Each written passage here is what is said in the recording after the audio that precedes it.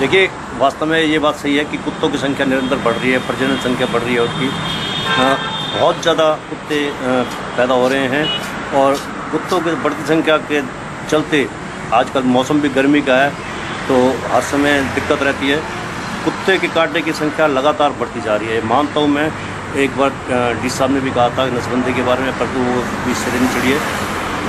आपने सुना भी होगा, कुत्ते द्वारा काटने से बच्चे की मौत या शव का जो संस्कार हो रहा होता है, जब उसके बाद वापस चले जाते हैं तो कुत्ते नोच खा जाते हैं। ये वास्तविक बहुत चिंता की बात है।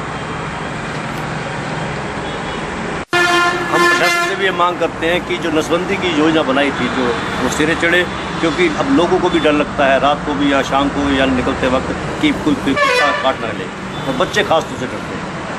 बच्चों की छुट्टियों का समय है, बच्चे खेलने के लिए बाहर। बताओगे जी? हाँ, ये गली में जा रहा अपने घर से और जब कुत्ता आपस में लड़ रहे और उन्होंने घेर लिया है और जो त्या काट गए, एक दांत मार दिए। तो इंजेक्शन भी लगवाया था? हसनपुर गए, वहाँ लगवाना, वहाँ है ना दवाई, फिर कल बुलाए। क्या नाम है बच्चे का? कितनी उम्र है? गिरधर। कितनी उम्र है? 4 साल। तो यहाँ मिल गया इंजेक्शन? हाँ, यहाँ पे मिल गया। हसनपुर में नहीं ना।